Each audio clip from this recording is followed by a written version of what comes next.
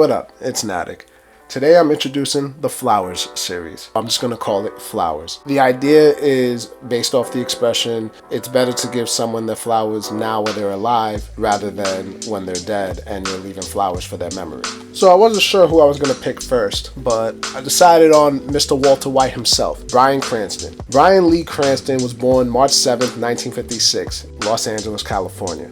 You might say he was born to be an actor because his mom, Peggy Sell, was an amateur actress, and his dad, Joseph Joe Cranston, was an amateur boxer, an actor, writer, producer, and director. He actually has a pretty solid resume in terms of being an actor. Fun fact, both of his parents are from Chicago. Not clear if they met in Chicago and then went to LA, or they met in LA and they both happen to be from Chicago. His family struggled a lot as his father wasn't able to secure acting roles on a consistent level. His young life was full of turmoil as he's opened up to say his parents were broken people and, paraphrasing, incapable parents. They eventually split, with his dad leaving and losing contact with the family. Later, they reconnected and maintained a relationship until Joe passed away in 2014. Interestingly enough, he actually said his portrayal of Walter White was based on his father, a man with a lot on his shoulders.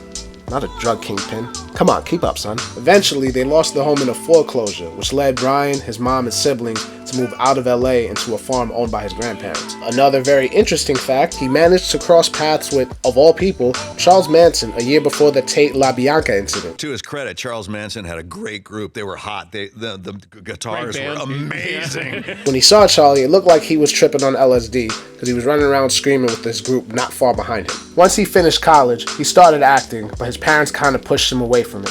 I'd say it was from their experiences that steady work isn't always a promise in the entertainment industry, and it'd be one thing if they were just scared for him. They personally knew that. I mean, when you consider the fact that caused enough of a financial strife, I would say I get them. He worked several odd jobs over these years, like security, waiter, and even a camera operator for a video dating service. We've come a long way as people, man. Swipe left. In the late 80s, he just went straight into acting, getting minor roles and advertisements. We're talking soap operas, sitcoms, and commercials, and some voice acting parts. Did you know he voiced Fei Long in the Street Fighter 2 anime? My mind is officially blown right now. He also did voices on Power Rangers. He also did some voices on Drunken Master, like basically a lot of dubbed stuff. By the mid-90s, his resume started to get very interesting. In 1994, he got a recurring role on Seinfeld as Jerry's dentist, who also dated Elaine a bit.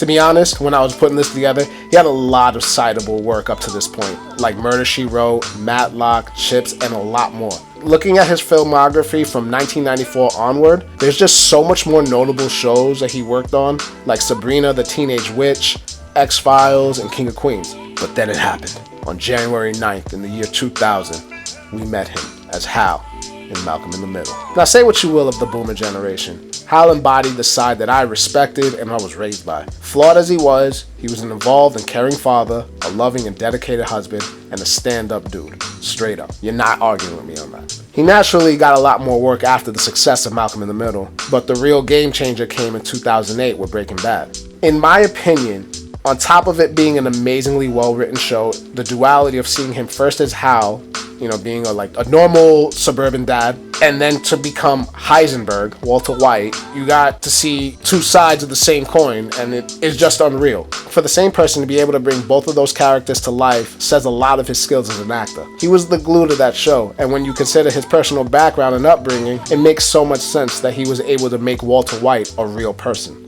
Obviously not literally, but if so facto, you can think there are a lot of people out there, male or female, that are Walter Whites. They just hit their effort and they think, I don't care anymore, I'm just gonna move as I see fit. That's what I think what made Walter so amazing, because he was so relatable. And then the fact that this man, went through the stuff that he went through, like as growing up and whatnot, he was able to really he had something to tap into and was able to really be a John Everyman in a way that a lot of us couldn't help but just appreciate and respect. After this, he officially became a well-known and respected name. I think the biggest difference is he still does commercials, but with the star power now, it's more of relying on him being on there. Also, he does a lot of appearances as Walter White, although he did say he thinks that the Super Bowl commercial from 2023 was going to probably be the last one. But yeah, he still does commercials. He has director's credits, still acting, and he and Aaron Paul from Breaking Bad collaborated to make Dos Hombres. It's a mezcal, which is basically in the family of tequila. Yo, he has no plans on stopping. The grind does not stop with this man. Bryan is a different beast. To wrap it up though, I love watching success stories. I like seeing people make it, to come from nothing, to make something out of nothing. And Bryan Cranston's a prime example of that. I can't help but tip my hat off to the man. I always appreciated watching something I saw when I was younger as an adult, because I'll absorb it differently just from lived experience, and I'll understand stuff better. In the case of Bryan Cranston, he's someone that I was seeing all my life, and it didn't even really occur to me until I saw the old commercial he was in recently. And it just, well, yo, this dude is awesome. But yeah, mad respect to him, salute. On that note, we out. This is something I'm gonna keep doing. I always had this series as an idea. I wasn't sure how to approach it, but suddenly I had the epiphany, and here we are. It's gonna hold it down. But that's it for now. I appreciate y'all. Like, share, subscribe. Follow me on my Instagram and my TikTok. It's Mr. Natic to you. Until next time, peace.